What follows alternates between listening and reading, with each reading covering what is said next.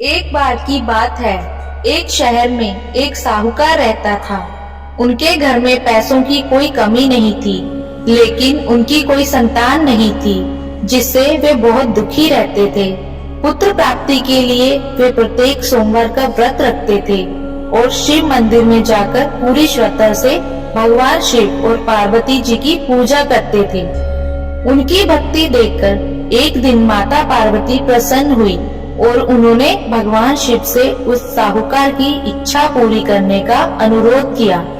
पार्वती की इच्छा सुनकर भगवान शिव ने कहा कि हे पार्वती, इस दुनिया में हर प्राणी को उसके कर्मों का फल मिलता है और उसके भाग्य में जो कुछ भी है उसे भुगतना पड़ता है।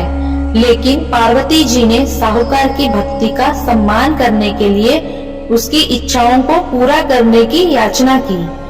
माता पार्वती के अनुरोध पर शिव जी ने साहूकार को पुत्र प्राप्त करने का वरदान दिया, लेकिन साथ ही यह भी कहा कि उसके बच्चे की उम्र केवल 12 वर्ष होगी।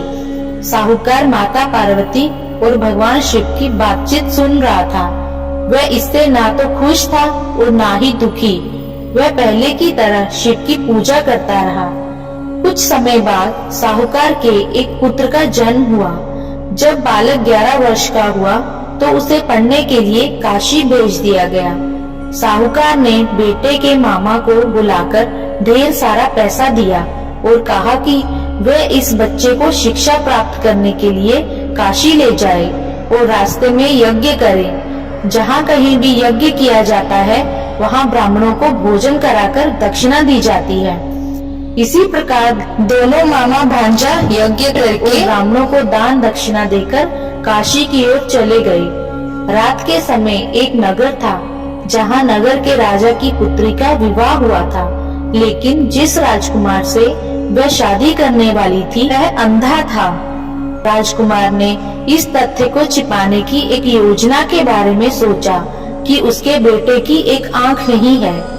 साहूकार के बेटे को देखकर उसके मन में एक विचार आया। उसने सोचा क्यों ना इस लड़के को दूल्हा बनाकर राजकुमारी से शादी करा दी जाए। शादी के बाद मैं इसे पैसे के साथ भेज दूंगा और राजकुमारी को अपने शहर ले जाऊंगा। लड़के की शादी दूल्हे के कपड़े पहनकर राजकुमारी से कर दी गई, लेकिन साहूकार का बेटा ईमानदार था। उसे यह उचित नहीं लगा। मौका पाकर उसने राजकुमारी की चुन्नी के किनारे पर लिखा कि तुम्हारी शादी तो मुझसे हो गई है, लेकिन जिस राजकुमार के साथ तुम्हें भेजा जाएगा वह आंख का काना है। मैं काशी पढ़ने जा रहा हूँ। राजकुमारी ने जब चुन्नी पर लिखी बातें पढ़ी तो उसने यह बात अपने माता पिता को बताई। राजा ने अपनी बेटी को विदा नहीं किया, जिससे बारात वापस चली गई। उधर साहूकार का लड़का और उसके मामा काशी पहुँचे और वहाँ जाकर उन्होंने यज्ञ किया। जिस दिन बालक 12 वर्ष का हुआ उस दिन यज्ञ हुआ। लड़के ने अपने मामा से कहा कि मेरी तबीयत ठीक नहीं है। मामा ने कहा कि तुम अंदर जाकर सो जाओ। शिव के वरदान के अनुसार थोड़े ही समय में उस बालक के प्राण निकल गए। मृत भतीजे को देखकर उसके मामा विलाप करने लगे। संयोग से शिव और माता पार्वती उसी समय वहां से जा रहे थे। पार्वती ने भगवान से कहा, स्वामी, मैं इसके रोने की आवाज को सहन नहीं कर सकती। आपको इस व्यक्ति की पीड़ा को दूर करना चाहिए। जब शिव मृत बालक के पास गए तो उन्होंने कहा कि यह उसी साहूकार का पुत्र है जिसे मैंने 12 वर्ष की आयु का वरदान दिया था। अब इसकी उम्र हो गई है। लेकिन माता पार्वती ने कहा, हे महादेव, कृपया इस बच्चे को और उम्र दें, नहीं तो इसके माता पिता भी इसके अलग होने के कारण तड़प तड़प कर मर जाएंगे।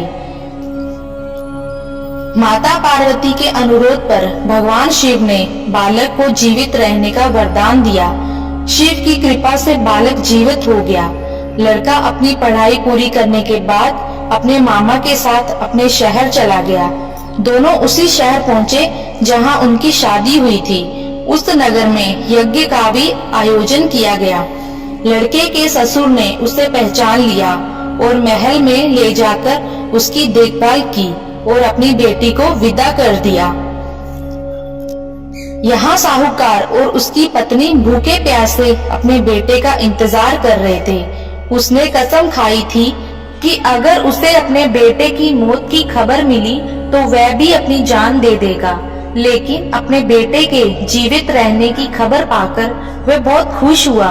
उसी रात भगवान शिव ने व्यापारी के सपने में आकर कहा, हे श्रेष्ठी, मैंने सोमवार का व्रत करके और व्रत कथा सुनकर प्रसन्न होकर आपके पुत्र को लंबी आयु दी है। इसी प्रकार जो कोई भी सोमवार का व्रत रखता है या कथा को सुनकर और पढ़ता है, उसके सभी दुख दूर हो जाते हैं और उसकी सभी मनोकामनाएं पूरी होती हैं। ओम नमः शिवाय।